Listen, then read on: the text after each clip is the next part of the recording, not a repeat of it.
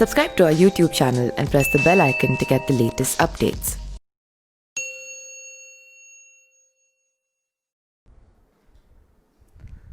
माझ्या महाराष्ट्रातील बांधवांनो, भगिनींनो आणि मातांनो, नमस्कार. जय महाराष्ट्र. बऱ्याच दिवसानंतर आपण भेटतो आहोत. खूप इच्छा असतेच आपल्याला भेटायची, कारण आपल्याशिवाय किंबहुना आपल्या भेटीशिवाय अशी काही मजा गंमत येत नाही. परंतु गेले काही दिवस आपण सर्वच जण एका विचित्र परिस्थितीचा सामना करतो आहोत. पाहता पाहता मार्चपासून आजपर्यंत किती महिने झाले, म्हणजे हे जवळपास वर्षाचं निघून गेलेलं आहे. आपल्याशी बोलायला सुरुवात करण्यापूर्वी मी सर्वप्रथम आपल्या महाराष्ट्रातील तमाम नागरिकांना, सर्व धर्मियांना मनापासून धन्यवाद देतो आहे. कारण हा काळ जो आहे, हा मी सुरुवातीलाही आपल्याला बोललो होतो, सांगितलं होतं, सणासुदीचा आहे, पावसाळ्याचा आहे, सुगीचा म्हणजे शेतीचा हा सगळा काळ आहे. ह्या सगळ्या काळामध्ये गर्दी करणं टाळा, सभा समारंभ उत्सव हे टाळा. आणि मला एका गोष्टीचं समाधान आहे की आपण सर्वच, मग त्याच्यात कोणतीही धर्मीय मागे राहिले नाहीत. गणेशोत्सव अत्यंत साधेपणाने साजरा केला गेला. ज्या काही प्रथा परंपरा उत्सव, मग जैन धर्मीय त्याच्यात आले, मुस्लिम आले, पारसी आले, ख्रिश्चन्स आले, सगळ्यांनी आपापली एक सामाजिक जबाबदारी, त्याची जाणीव ठेवून या सर्व सणासुदीच्या दिवसामध्ये संयम पाळला. तुम्हाला खरंच धन्यवाद देतो आहे. हा संयम पाळत असताना गेले काही दिवस आपण पुनश्च हरिओम म्हणजे मिशन बिगिन अगेन या आपल्या कार्यक्रमामध्ये, कार्यक्रम म्हणजे पुन्हा आपली आयुष्याची गाडी, जीवनाची गाडी ही पूर्वपदावरती किंवा ट्रॅकवरती आणण्यासाठी प्रयत्न करतो आहोत. कार्यालयातील उपस्थिती वाढवत आहोत. इतर काही गोष्टी, मग त्याच्यामध्ये दुकानं असतील, मॉल्स असतील, हॉटेल्स असतील, ह्या सगळं इंडस्ट्रीज, उद्योगधंदे आहेत, यांच्यामध्ये आपण उपस्थितीला हळूहळू वाढीची परवानगी देतो आहोत. मधल्या काळामध्ये आपण जिल्हांतर्गत वाहतूकसुद्धा सुरू केलेली आहे. एकूणच पूर्णपणे आपण आपल्या आयुष्याची गाडी ही मार्गावरती आणण्याचा प्रयत्न करतो आहे. साहजिकच आहे, ह्या तीन गोष्टी एकत्र आलेल्या आहेत.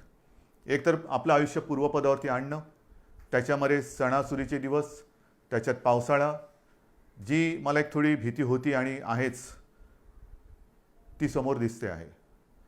कोरोनाचं संकट गेलं तर नाहीच, पण ते वाढत चाललेलं आहे.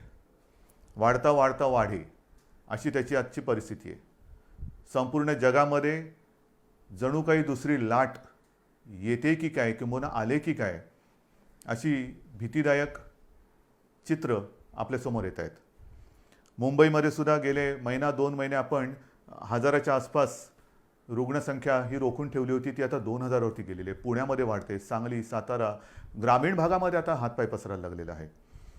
राज्यांमध्ये इतर ठिकाणी सुद्धा, म्हणजे इतर राज्यांमध्ये सुद्धा याची वाढ होते आहे. ह्याच दरम्यान आपलं विधानसभेचं अधिवेशन सुद्धा पार पडलं.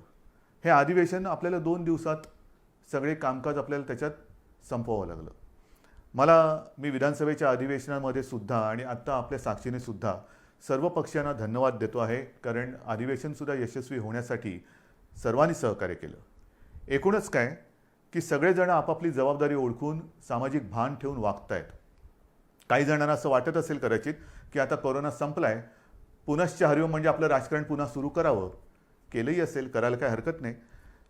तूर्त मी राजकारणाबद्दल काही बोलणार नाही, पण राजकारणाबद्दल आणि एकूणच महाराष्ट्राच्या बदनामीचा जो काही डाव आखला जातोय त्याच्याबद्दल एकदा मात्र मी जरूर मुख्यमंत्रीपदाचा मास्क हा थोडा वेळ बाजूला ठेवून आपल्याशी बोलणार आहे.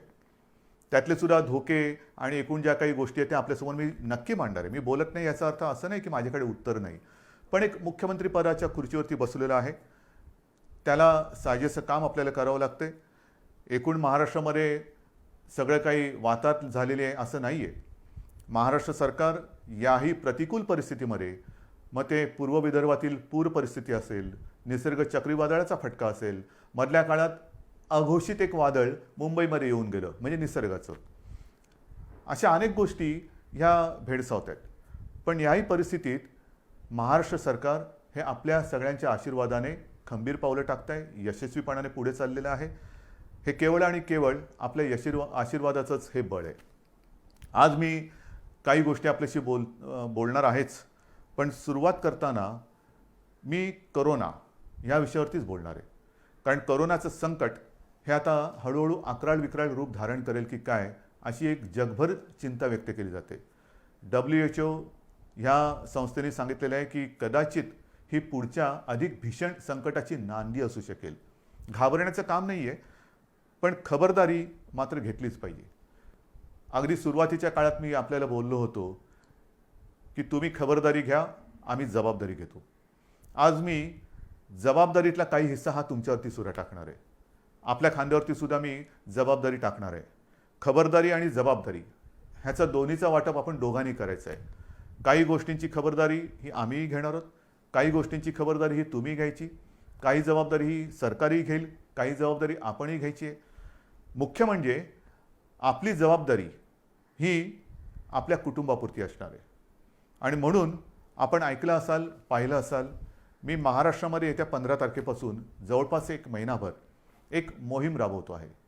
आणि या मोहिमेमध्ये जो कोणी या महाराष्ट्रावरती प्रेम करतो, जो कोणी आपल्या महाराष्ट्राला आपली भूमी मानतो, तो प्रत्येक महाराष्ट्रप्रेमी नागरिक जात पात धर्म पक्ष राजकारण बाजूला ठेवून सहभागी झालेला मला पाहिजे, किंबहुना त्यांनी सहभागी व्हावं असं माझं आवाहन आहे. ही मोहीम जी आहे त्या मोहिमेला आपण नाव दिलेलं आहे माझे कुटुंब माझी जबाबदारी. माझे कुटुंब माझी जबाबदारी. हे महाराष्ट्र माझं कुटुंब आहे आणि महाराष्ट्राला सुरक्षित ठेवणं ही माझी जबाबदारी आहे. आता ही जबाबदारी ही महाराष्ट्रातील, मी जसं म्हटलं की प्रत्येक महाराष्ट्रप्रेमीची जबाबदारी आहे. माझे कुटुंब माझी जबाबदारी म्हणजे काय? जसं आपण इतर वेळेला बघतो जुडो कराटेचे क्लासेस, आपली मुलं किंवा मुली हे त्याच्यामध्ये जातात, जुडो कराटे शिकतात. का शिकतात? Self defence. मग ते हे ते चालूच असतं त्यांचं. आणि मग त्याच्यात जो प्रावीण्य मिळवतं, निपुणता मिळवतो, त्याला ब्लॅक बेल्ट लागतो. आणि मग आपण म्हणतो अरे माझा मुलगा ब्लॅक बेल्ट आहे, मग माझी मुलगी ब्लॅक बेल्ट आहे. आता हा ब्लॅक बेल्ट सेल्फ डिफेन्सच्या या मोहिमेमध्ये तोंडावरती लावायचा आहे मास्क. जो मास्क सार्वजनिक ठिकाणी लावून फिरेल तो मास्क म्हणजे आपला ब्लॅक बेल्ट आहे. आपलं सेल्फ डिफेन्सचं ते एक आपलं आयुध आहे. स्वतः सुरक्षित राहणं. आजपर्यंत लस कधी येणार, औषध कधी येणार, चर्चा चरवणं खूप ऐकतोय. मधल्या काळामध्ये लस उत्पादक एका कंपनीला थोडंसं थांबावं लागलं, पॉज बटन दाबावं लागलं, पुन्हा त्यांचा प्रयोग सुरू झालेले आहेत. ठीक आहे, साधारणतः डिसेंबर जानेवारीमध्ये ही लस आपल्या हातात येईल अशी एक आशा आहे आणि आपली प्रार्थना आहे. पण तोपर्यंत हे आता जागतिक सत्य आहे की सदा सर्वदा योग तुझा घडावा नाही. म्हणजे बाहेर फिरताना गर्दीच्या ठिकाणी सदा सर्वदा मास्क लावावा. कधीही मास्क काढून गर्दीच्या ठिकाणी फिरू नका. चार चौघामध्ये मास्क लावल्याशिवाय जायचं नाही, गर्दी करायची नाही. म्हणजे पहिली गोष्ट, एकतर आवश्यक नसेल तर घराबाहेर पडू नका. आणि आवश्यकता असेल, कारण आवश्यकता असतंच, रोजीरोटी कमवायची म्हणजे घराबाहेर पडणं आलंच. मग ते पडताना जिथे जिथे गर्दी होईल तिथे तोंडावरती मास्क लावायचा, एकमेकापासून अंतर ठेवायचं. त्याचबरोबरीने हात सतत धुत राहणं. हे काही नवीन नाही आहे. ही पहिल्या दिवशीची जी काही तुम्हाला मी खबरदारी घेण्याची एक गोष्ट सांगितली होती, तीच त्रिसूत्री. ही त्रिसूत्री हीच ह्या विषाणूपासून लांब राहण्याचं एक आयुध आहे. ह्याच्या पलीकडे अजूनही तसं काही आलं आहे.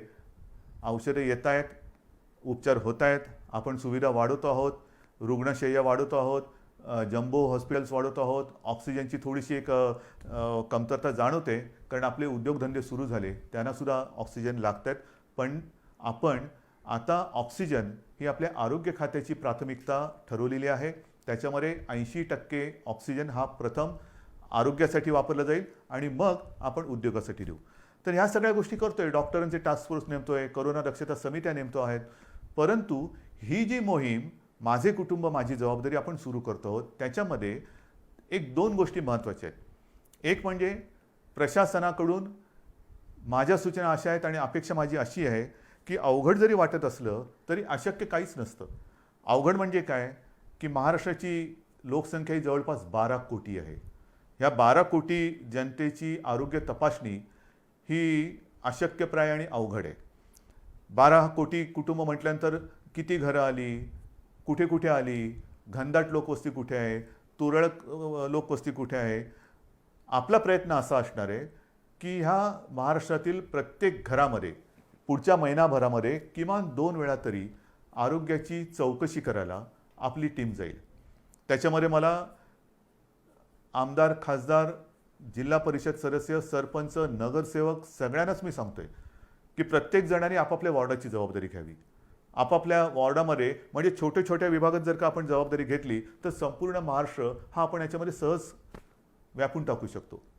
कारण प्रत्येक मतदारसंघाला त्याचा लोकप्रतिनिधी आहे.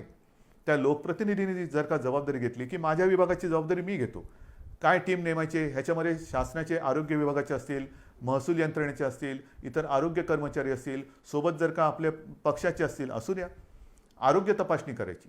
आरोग्य तपासणी म्हणजे चौकशी करायची. चौकशी म्हणजे कसं आहे की घराघरात जायचं, साधारणतः विचारपूस करायची की आपल्याकडे 50-55च्या वयापेक्षा कोण आहे, अधिक वयाचे कोण आहेत, त्यांचं ऑक्सिजन लेवल काय आहे, त्यांना इतर काही व्याधी आहेत का, काही लक्षणं आहेत का. जर काही व्याधी किंवा लक्षणं असतील तर ती आपल्या शासनाच्या यंत्रणेला लक्षात आणून द्यायचं. मग त्यानुसार पुढील उपचार काय करायचे, कुठे करायचे ह्याचं मार्गदर्शन आपली मग शासकीय टीम त्यांना करेल. एकूणच काय की आपण मुंबईमध्ये जी यंत्रणा लावलेली आहे, मोहीम राबवतो आहोत, चेस द व्हायरस. म्हणजे व्हायरस पोचायच्या आधी आपण आपल्या नागरिकाकडे, माता भगिनी बांधवांकडे जायचं आणि त्यांना या व्हायरसपासून वाचवायचं. त्यांच्यामध्ये जर का रोगप्रतिकारक शक्ती कमी असेल, इतर काही व्याधी विकार असतील तर त्याच्यावरती इलाज करणं, ऑक्सिजन वाढवणं, ह्या सगळ्या गोष्टी करणं हे माझे कुटुंब, माझी जबाबदारी, ही एक बाब झाली. बाहेर फिरताना सुद्धा जे मी आपल्याला सांगितलं, बाहेर जो कुटुंबातला बाहेर जाऊन येईल त्यांनी, मी तर तुम्हाला काही गोष्टी सांगणारच आहे, मी मुद्दामून कागदावरती घेतलेल्या आहेत. आणि काही गोष्टी ह्या अगदी लहानपणी आपल्याला सांगितल्या गेलेल्या आहेत. मला सुद्धा आठवतं आहे, माझी आम्ही बाहेरून खेळून आल्यानंतर आम्हाला मुलांना सांगायची, अरे खेळून आलास, चल हातपाय धू, कपडे बदल. आणि मग आमच्या प्रार्थना असायची, परवच्या असायची. हे लहानपणीचे संस्कार. आता हेच संस्कार, ह्याच गोष्टी ह्या करोनाने आपल्याला सांगितलेल्या आहेत. बाहेर जाताना, बाहेर पडल्यानंतर सार्वजनिक ठिकाणी मास्क घालणे, बाहेरून गर्दीच्या ठिकाणावरून आल्याबरोबर आपल्यापासून माझं कुटुंब, ती माझी जबाबदारी आहे. मग समजा माझ्याकडनं कुठून त्यांना प्रादुर्भाव झाला, संसर्ग झाला, तर कुटुंब धोक्यात येऊ शकतं. आणि म्हणून मी बाहेरून आल्यानंतर पहिले जोडे बाहेर काढा. बाहेर सगळं फिरून आल्यानंतर चपला घालून आत यायचं नाही, बूट दाराशी काढायचे, आत आल्यानंतर हातपाय स्वच्छ धुवायचे, जर वाटलं आपल्याला तर आंघोळ करा, कपडे धुवायला टाका. या साऱ्या गोष्टी आहेत. रस्त्यावरती थुकू नका, सार्वजनिक ठिकाणी शिंकू नका, खोकू नका, या साऱ्या गोष्टी आहेत. पण त्याच आता आपल्याला कटाक्षाने पाळावे लागत आहेत. आणि म्हणून लोकांमध्ये वावरताना सुरक्षित अंतर ठेवावे, मास्क घालावा, हात वारंवार धुवावे. इतर व्यक्तींशी बोलताना हे आणखीन एक महत्त्वाचं आहे, इतर व्यक्तींशी बोलताना फेस टू फेस, काय मी त्याच्या तोंडावरती बोललो नाही, तोंडावरती नका बोलू. जरा समोरासमोर बोलण्याचं टाळायचं आहे. आणि बोलताना जरा फेस टू फेस न बोललं तर अधिक चांगलं. त्याच्यानंतर ऑनलाईन खरेदीवरती भर द्यायचा.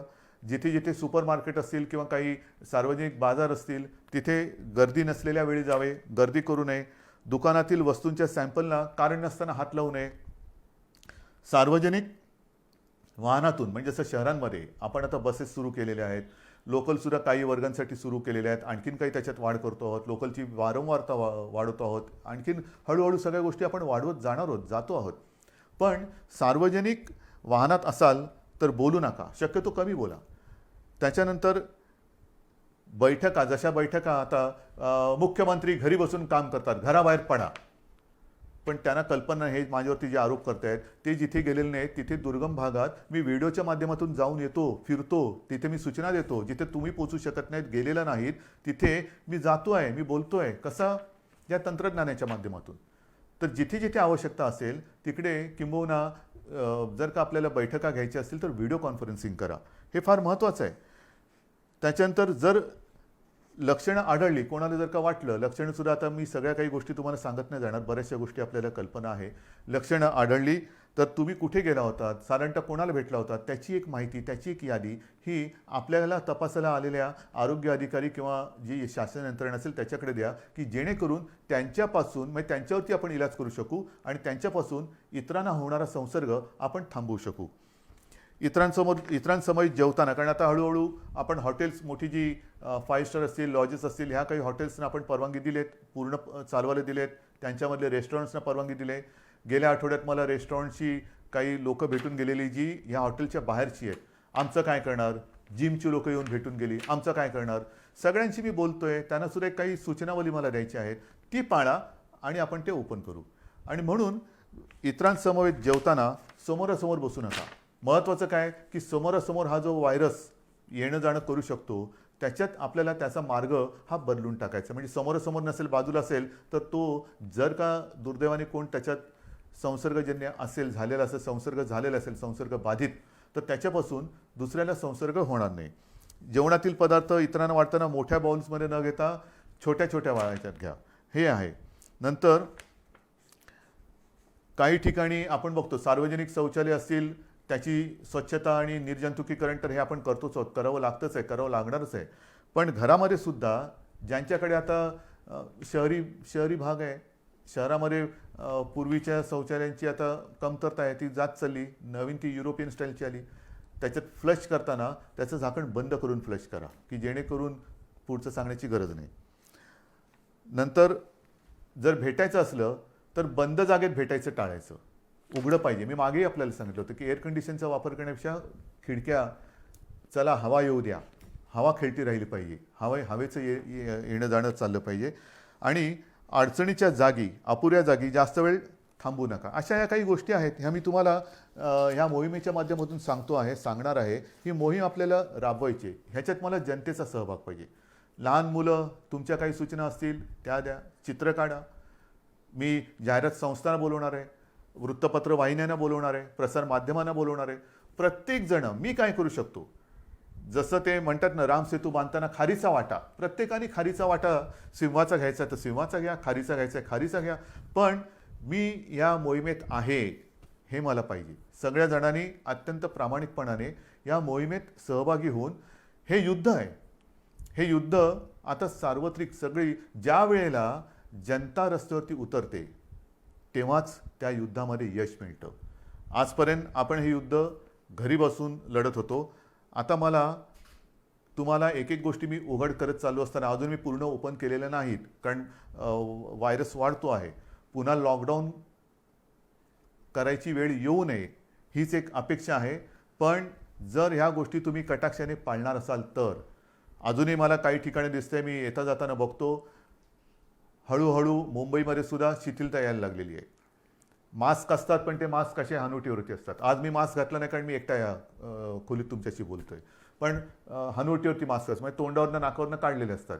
अनेक जण एकटे जेव्हा धावत असतात तेव्हा तोंडावरती मास्क असतात आणि मित्र भेटल्यानंतर जवळ जाऊन मास्क काढून बोलतात. म्हणजे जिकडे मास्क तशी आवश्यकता नाही एकटे असताना, तिकडे मास्क, आणि भेटल्यानंतर गप्पा मारताना मास्क काढून बोलतात. तर नाही, मला असं वाटतं की जसं इतर देशांमध्ये त्यांनी केलेलं आहे, संपूर्ण ओपन केलेलं आहे, पण कायदे कडक केलेले आहेत. सार्वजनिक ठिकाणी मास्क घातला नसेल तर कडक दंड. जर एखाद्या ठिकाणी दुकानात किंवा कुठे गर्दी झाली, त्यांचे कॅमेरे ऑन असतात, ताबडतोब ते दुकान बंद. बसमध्ये सुद्धा किंवा मेट्रोमध्ये सुद्धा गर्दी झाली, ताबडतोब तिकडे ती कारवाई केली जाते. तर ह्या काही गोष्टी ह्या कायद्याने करण्याची गरज आहे का? का आपण आपली सुरक्षितता किंवा आपली जबाबदारी आपण पार पाडू शकत नाही का? आपण करू शकतो, पण हे कायदे काही ठिकाणी आपल्याला जरूर करावे लागणार. जर का मास्क घातला नाही, दंड करावा लागणार. गर्दी झाली, पुढची थोडीशी कारवाई करावी लागणार. तर अंगवळणी या गोष्टी पडेपर्यंत थोडंफार आपल्याला या गोष्टी समजून घ्याव्या लागतील. शिथिलता आपल्या वागण्यात येता कामा नये. आयुष्यामध्ये हे संकट हे कदाचित जगावरचं पहिलं महाभयानक संकट असेल आणि त्याचा सामना आपण करतोय, आपली पिढी त्याचा सामना करते आहे. आणि हे संकट हे शेवटचं असेलच असं नाही, कदाचित पुढे अशी संकटे येऊ शकतील आणि एकूणच ह्या संकटातून बाहेर पडताना पुढच्या संकटाचा सामना कसा करावा ते ह्या संकटातून आपण शिकू शकतो. हे झालं या कोरोनाच्या बाबतीमध्ये. पण गेल्या काही दिवसामध्ये ज्या काही गोष्टी आपण सरकार म्हणून केलेल्या आहेत, वादळं मागून वादळं, मग ती निसर्गाची वादळं असतील, राजकीय वादळ तर ठीक आहे, त्याचा सामना तर मी करेन तुमच्या सगळ्यांच्या सोबतीने. परंतु खास करून मला एका गोष्टीचं समाधान वाटते की याही कठीण परिस्थितीत आपण जे वचन शेतकऱ्याने दिलं होतं की तुमचं यांचं कर्ज, पीक कर्ज हे 2 लाखापर्यंत आहे, त्या महाराष्ट्रातील सर्व शेतकऱ्यांना आपण कर्जमुक्त करणार. जवळपास 29.5 लाख शेतकऱ्यांना आपण कर्जमुक्त केलेलं आहे. एक अभिमान आहे, नक्कीच अभिमान आहे की पहिलं अधिवेशन जे आपलं झालं होतं नागपूरचं, त्या अधिवेशनात आपण जाहीर केलं होतं आणि त्याप्रमाणे जाहीर केल्याप्रमाणे आपण जवळपास 29.5 लाख शेतकऱ्यांना कर्जमुक्त केलेलं आहे. यावर्षी विक्रमी कापूस खरेदी केलेली आहे. जिथे जिथे जे काही नुकसान झालेलं आहे, आणखीन काय झालेलं असेल, तिथे तिथे सरकार म्हणून आपली जबाबदारी आपण पार पाडतो आहोत. एकूणच सरकार शेतकऱ्यांच्या आणि महाराष्ट्रातील नागरिकांच्या सोबत त्यांच्या पाठी खंबीरपणाने उभं आहे. आणखीन एक विशेष गोष्ट म्हणजे जवळपास पुढचं वर्ष आपल्या महाराष्ट्रातील जे कुपोषित बालकं आहेत, आदिवासी बालकं आहेत, अशा जवळपास 6.5 लाख बालकांना आपण वर्षभर मोफत दूध भुकटी देतो आहोत. त्याचबरोबरीने जवळपास 1.25 लाख अशा माता भगिनी आहेत ज्या गरोदर आहेत किंबहुना काही स्तनदा माता आहेत, त्यांच्या आरोग्यासाठी सुद्धा आपण ही दूध भुकटी मोफत देत आहोत. या गोष्टी करतो आपण जी गेली काही वर्ष आदिवासींसाठी, आदिवासी माता भगिनी बांधव आहेत, त्यांच्याकडे बऱ्याचदा कोणाचंच लक्ष नसतं, पण त्यांच्यासाठी खावटी अनुदान योजना जी होती, जी गेली काही वर्ष बंद झाली होती, ती सुद्धा आपण चालू केलेली आहे. शिवभोजन आपण 10 रुपयामध्ये थाळी देत होतो, ती या काळात 5 रुपयात केलेली आहे.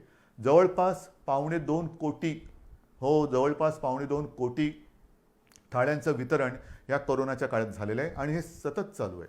बेड्स वाढवत आहोत. म्हणजे मी विधानसभेत माहिती दिली होती की जेव्हा कोरोनाचा पहिला रुग्ण आपल्या राज्यात सापडला तेव्हा संपूर्ण राज्यात साधारणतः सगळे मिळून 7,500 रुग्णशय्या होत्या. 7,500, 7,700 आणि काहीतरी.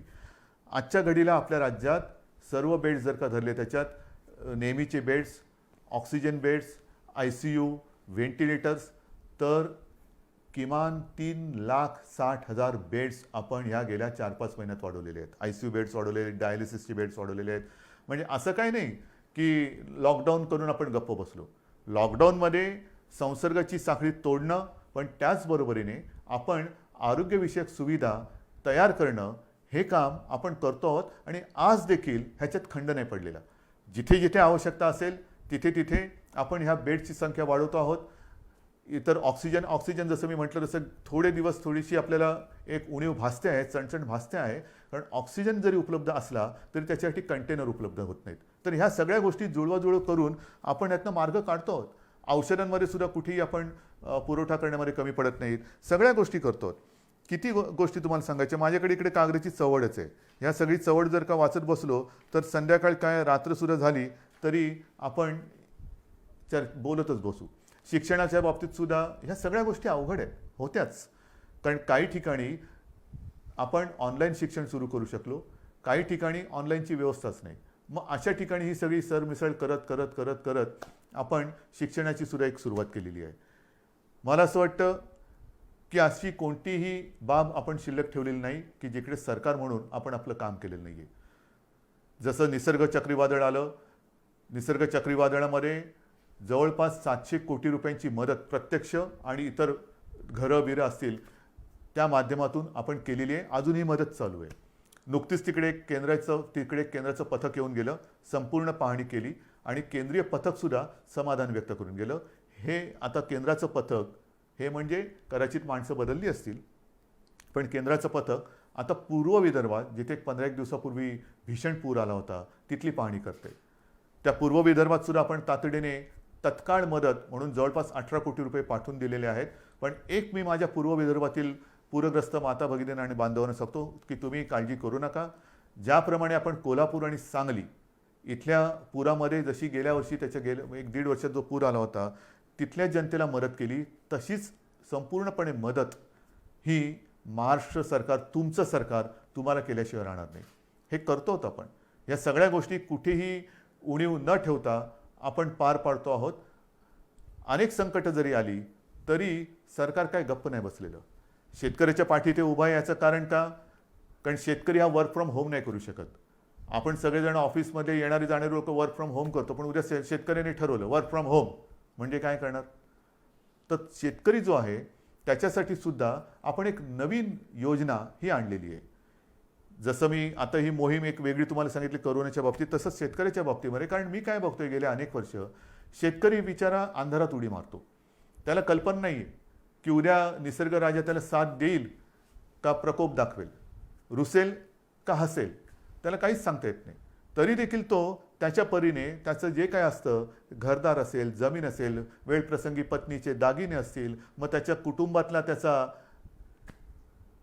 मी थांबलो का कारण अनेकांना आश्चर्य वाटेल, कुटुंबातील त्याचा बैल, हो त्याचा तो कुटुंबीय असतो, तो सुद्धा त्याला गहाण टाकावा लागतो. आणि सगळं गहाण टाकून म्हणजे आयुष्यच गहाण टाकतो. आणि त्या आपल्या मातीमध्ये सोयाबीन पिकवेल, तूर पिकवेल, कधी कापूस पिकवेल, हे आपल्या विभागवारही अशी रचना झालेली आहे.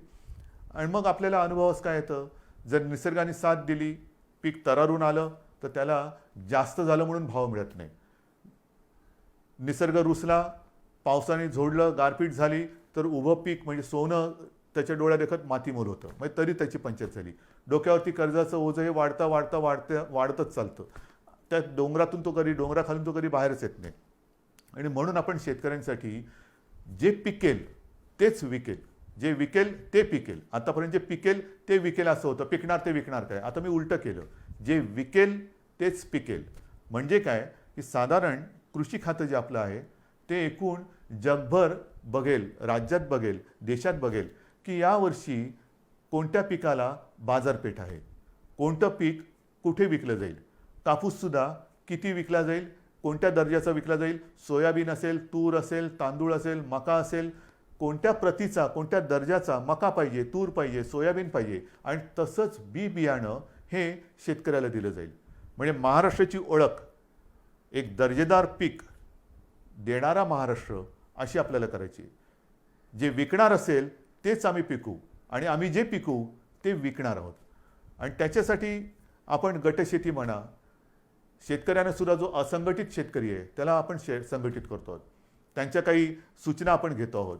गेल्या आठवड्यामध्येच हा मी कार्यक्रम केला. सगळ्या शेतकरी दादांना ह्या कार्यक्रमाची कल्पना दिली की आता तुम्ही अंधारात उडी नका मारू. आपण, सरकार तुमच्या सोबत आहे. एखादं पीक आल्यानंतर हमी भाव, हमी भाव, हमी भाव. आता हमी भाव नाही, आता हमखास भाव. माझं जे काय मी मेहनत करतो आहे, कष्ट करतो आहे, रात्री सुद्धा जाऊन मेहनत करतो आहे, शेतामध्ये राबतो आहे आणि सोनं पिकवल्यानंतर त्या सोन्याला सोन्याचा भाव मिळणार नसेल तर हे सगळं फुकट गेलं. आणि त्याच्यासाठी हमी भाव आता मागायचं नाही, हमखास भाव. आणि जे मी पिकवणार आहे ते विकलं गेलंच पाहिजे. ही जी एक साखळी आहे ती साखळी आता आपण निर्माण करतो आहोत. आणि त्या साखळीमध्ये हा सगळा नाशिवंत माल असतो, भाजीपाला असेल, धान्य असेल, त्यांच्यासाठी विभागवार आपण शीतगृह असतील किंवा स्टोरेज, कोल्ड स्टोरेज, गोडाऊन्स असतील, त्याची एक साखळी निर्माण करतो आहे. त्यांना येण्या जाण्याची जी काय माल वाहतूक असेल ती जी वाहतूक आहे त्याच्यासाठी वेगळं काही आणखीन करता येते का ते बघतोय. त्यांना वाहनं उपलब्ध करून द्यायची, बाजारपेठ उपलब्ध करून द्यायची, कोणत्या बाजारात कसली मागणी आहे त्याच्याप्रमाणे तो त्याचा माल तिकडे नेऊन विकायला त्याला आपण मदत करणार आहोत. अशा अनेक गोष्टी आपण शेतकऱ्यांसाठी करतोय. आपल्या राज्यातला शेतकरी ह्या कर्जबाजारी यापुढे राहता कामा नये. स्वतःच्या पायावरती अभिमानाने तो बोलला पाहिजे की मी माझ्या महाराष्ट्रातला शेतकरी आहे. आणि ही जी आताची कोरोनाची एक लाट येते, लाटेमागून लाट, ह्याच्यामध्ये असं म्हटलं जातं की अनेक देशांमध्ये भूकबळी जाण्याची शक्यता आहे. भूकबळी म्हणजे त्या देशांमध्ये शेती जिथे होत नाही तिथे त्यांना अन्नधान्य हे बाहेरून आणावं लागतं. हा आपला देश हिंदुस्थान हा तर कृषीप्रधान देश आहे. आणि कृषीप्रधान देशामध्ये महाराष्ट्र हे सगळ्यात प्रगत प्रयोगशील राज्य आहे. महाराष्ट्रामध्ये सतत प्रयोग हे होत राहतात. सुधारणा, आधुनिकीकरण हे महाराष्ट्राचा स्थायी भाव आहे. आणि म्हणून मला शेतीमध्ये सुद्धा ही आगळी वेगळी क्रांती करायची आहे तुमच्या सहाय्याने. हे सगळं झालं, आत्तापर्यंत तुमच्याशी मी बोललो. त्याच्यानंतर जे मी तुम्हाला सांगितलं की एका मागोमाग एक विषय येत आहेत. गेल्या आठवड्यात अचानक असाच विषय समोर आलेला आहे, तो मराठा आरक्षणाचा. मराठा आरक्षण खरं म्हणजे हा विषय अशा पद्धतीने येण्याची काही आवश्यकता नव्हती. आपण महाराष्ट्र राज्याने सर्व पक्षाने, म्हणजे त्याही वेळेला सत्तेमध्ये शिवसेना होतीच, भारतीय जनता पक्षासोबत होती, राष्ट्रवादी आणि काँग्रेस विरोधात होते, तरी देखील चारही महत्त्वाच्या पक्षांनीच नव्हे तर विधिमंडळातील सर्व पक्षांनी एकमताने मराठा समाजाच्या न्याय हक्काचा हा जो काही लढा होता त्याला न्याय देण्यासाठी मराठा आरक्षणाचा निर्णय घेतला. सर्व पक्षांनी घेतला, एकमताने घेतला, बहुमताने घेतला नाही, एकमताने घेतला आणि आपण तो मंजूर केला. त्याला इकडे उच्च न्यायालयात आव्हान दिलं गेलं, ते आपण जिंकलो. त्याच्यानंतर सर्वोच्च न्यायालयात आव्हान दिलं गेलं, ती लढाई आपण लढतो आहोत. ही लढाई लढताना पहिल्या सरकारने जे वकील दिले त्याच्यात कोणी आपण बदलले नाही. देशातील जे सर्वोत्तम वकील असतील ते आपण त्याच्यात दिलेले आहेत. त्याचबरोबरीने वकील कमी न करता आणखीन त्याच्यात ज्यांनी सूचना दिल्या तेही वकील आपण त्या पॅनलवरती घेतलेले आहेत. बरोबरीने काही संस्था, काही व्यक्ती या केसमध्ये त्याच्यात त्याने इंटरव्हेन केलं, त्यांनी देखील त्यांच्या परीने त्यांच्या पसंतीचे वकील याच्यात दिले. एकूण काय की कुठेही आपण कोर्टामध्ये आर्ग्युमेंट करायला कमी पडलेलो नाही, अजिबात नाही. आपली मागणी सर्वोच्च न्यायालयात काय होती की जसं देशातील इतर राज्यांमध्ये आरक्षणाचा प्रश्न हे प्रलंबित ठेवले गेलेले आहेत, मग लार्जर बेंचसमोर म्हणजे 3 का 5 त्यापेक्षा जास्त न्यायाधीशांच्या बेंचसमोर जसे इतर राज्यातील आरक्षणाचे प्रश्न हे मांडले जात आहेत तशीच परवानगी आम्हाला मोठ्या बेंचसमोर जाण्यासाठी द्या. ही आपली गोष्ट सर्वोच्च न्यायालयाने मानली, नक्कीच मानली, त्याच्याबद्दल मी त्यांना धन्यवाद देतोय. पण ती मानत असताना अनपेक्षितपणे, अनाकलनीय पद्धतीने त्यांनी आपण आरक्षण जे दिलेलं आहे त्याच्या अंमलबजावणीसाठी अंतरिम स्थगिती दिली. इतर राज्यात कुठे दिलंय का हे उघड आहे, जिथे असेल तिथे असेल, नसेल तिथे नसेल, पण मला नाही वाटत कुठे दिलेली आहे. म्हणजेच काय की हा विषय किचकट असताना हे मानल्यानंतर मोठ्या बेंचसमोर जायला परवानगी दिली गेलेली आहे, पण ती देताना ज्या स्थगितीची गरज नव्हती ती स्थगिती दिली. ह्याच्या विरुद्ध आता संपूर्ण आपण चर्चा करतो. 2 दिवसापूर्वी मी या विषयामध्ये ज्या संस्था, व्यक्ती सहभागी आहेत, अत्यंत पोटतिडकीने काम करतायत, आपली मतं मांडतायत, ह्या केसच्या सुनावणीच्या वेळेलासुद्धा मी स्वतः एक किमान 2-4 वेळा तरी व्हिडिओच्या माध्यमातून अशोकराव चव्हाण असतील, आपले एकनाथ शिंदे आहेत, विजय वडेट्टीवार आहेत, अजितदादा आहेत, बाळासाहेब थोरात आहेत, किती मंत्र्यांची नावं घ्यायची, जयंतराव पाटील आहेत, ह्या दिलीपराव वळसे पाटील आहेत, ह्या सगळ्यांसमवेत आम्ही या व्यक्तींशी, संस्थांशी आणि ज्येष्ठ विधितज्ञांची चर्चा करत आपल्याला काय बोललं पाहिजे, कसं बोललं पाहिजे हे ठरवत तिथे आपण कोर्टासमोर आपण बाजू मांडली. तरी हा निकाल आला. आता सुद्धा 2 दिवसापूर्वी आपण ही बैठक घेतली. काल सुद्धा अशोकरावांनी आणि इतर मंत्र्यांनी, ज्येष्ठ विधी तज्ज्ञ जे आहेत, मुकुल रोहतगी आहेत, आणखीन सगळे आपले वकील आहेत, त्यांच्यासोबत एक व्हिडिओ कॉन्फरन्स केली. आपल्याशी बोलल्यानंतर पुन्हा मी त्या बैठकीला आता जाणार आहे. उद्या परत काही बैठक होईल. एकूण काय की सर्वांची मतं लक्षात घेऊन पुढे काय करायचं, जोपर्यंत ह्याचा निकाल लागत नाही तोपर्यंत आपण पुन्हा कोर्टात तर जाणार आहोत, पण ते जाताना नेमकं काय गाऱ्हाणं मांडायचं, कोणासमोर मांडायचं, कसं मांडायचं, अगदी विरोधी पक्ष नेत्यांना सुद्धा मी आपल्यासमोर येण्यापूर्वी फोनवरती बोललेलं आहे. ते बिहारमध्ये आहेत. आत्ता परवाच्या बैठकीला ते येऊ शकले नाही कारण ते बिहारला गेले होते आणि त्यांनी मला सांगितलं की कोणतेही राजकारण न करता उद्धवजी आम्ही या समाजाच्या मागणीसाठी सरकारसोबत आहोत. तर मला मराठा समाजाच्या माता भगिनींना आणि बांधवांना एक विनंती करायची आहे, तुमच्या भावना आणि आमच्या भावना वेगळ्या नाहीत. अन्यायाविरुद्ध लढा, आंदोलनं जरूर करा, काही हरकत नाही, पण केव्हा, जर सरकार देत नसेल तेव्हा. इथे तर सरकार आपलं आहे, सरकारने निर्णय घेतलेला आहे, मग लढाई कोणाशी, कशावरती रस्त्यावरती उतरायचं, कशासाठी आपण आपला उद्रेक किंवा उद्वेग जो काय आहे त्याचं तो रस्त्यावरती आणायचा. आपण एकत्र आहोत.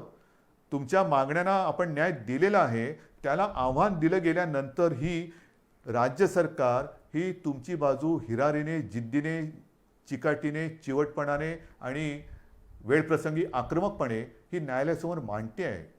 सरकार तुमच्यासाठी भांडत आहे. तुमच्या सगळ्यांच्या सूचना त्यांचा गांभीर्याने विचार करून आम्ही मार्ग काढतो आहोत. आता मी काय काय काढू शकतो त्याच्यावरती मी बोलत नाही, कारण पुन्हा मी काय बोललो तर या केसवरती त्याचा दुष्परिणाम होऊ नये. पण सगळ्या सूचना आम्ही घेतलेल्या आहेत. अजूनही घेतो आहोत आणि त्याचा सारासार विचार केल्यानंतर कायदेशीररित्या आपल्याला पहिला एक दिलासादायक मार्ग काय घेता येईल तो सुद्धा आम्ही विचार करतो आहे. आणि तो केल्यानंतर पुन्हा कोर्टात तर जातोच आहोत, कारण मोठ्या बेंचसमोर तर जायचंच आहे आपल्याला. हा निकाल तर आपल्या बाजूनी लागावा याच्यासाठी आपल्याला कायदेशीर लढाई करायची आहेच. ती करण्यात कुठे तसूभर सुद्धा हे सरकार मागे राहणार नाही, हे वचन मी परवाच दिलेलं आहे. आजही पुन्हा ते मी देतो आहे. आणि म्हणून मी आपल्याला विनंती करतोय की सरकार आपल्यासोबत आहे. सरकारने निर्णय घेतलेला आहे. हा निर्णय घेतल्यानंतर एक तर हे कोरोनाचं संकट आहे, त्याच्यात अधिक आंदोलनं मोर्चे कृपा करून काढू नका. ज्याची खरंच आवश्यकता नाही ती एवढ्यासाठी की संपूर्णपणे अगदी शब्दशः सरकार हे तुमच्या भावनेशी सहमत आहे. तुम्हाला न्याय मिळवून देणं हे आमचं कर्तव्य आहे. आम्ही वचनबद्ध आहोत आणि म्हणून या परिस्थितीमध्ये आपण एकजुटीने आजपर्यंत जे काही वाटचाल करत आलेलो आहोत त्या एकजुटीला तडा जाईल असं कृपा करून करू नका. कोणी गैरसमज पसरू नका, कारण याच्यात गैरसमज पसरवण्यासारखं काही नाही. जे काय आहे ते सगळं समोर आहे. आपण सगळे एकत्र आहोत. एकजुटीने हा न्याय मिळवून घेतल्याशिवाय थांबायचं नाही हा निर्धार करून आपण पुढे जात आहोत. म्हणून महाराष्ट्रातील तमाम जनतेला मी पुन्हा एकदा विनंती करतो आहे की हे कोरोनाचं संकट, या संकटामध्ये आता जबाबदारीचा सुद्धा एक हिस्सा हा आपल्याला घ्यावा लागणार आहे. गावोगावी ज्या वेळेला ही पथकं येतील तेव्हा आपण स्वतःहून त्याला सहकार्य करा. कोणी घाबरण्याचं कारण नाही. कोरोना जरी औषध नसलं तरी वेळेमध्ये जर का लक्षात आला तर अनेक जण हे बरे होऊन सुखरूप घरी गेलेले आहेत, जात आहेत. रोजचा आकडा हा पुरेसा बोलका आहे. पण हे संकट वाढतंय हे सुद्धा तितकंच खरं.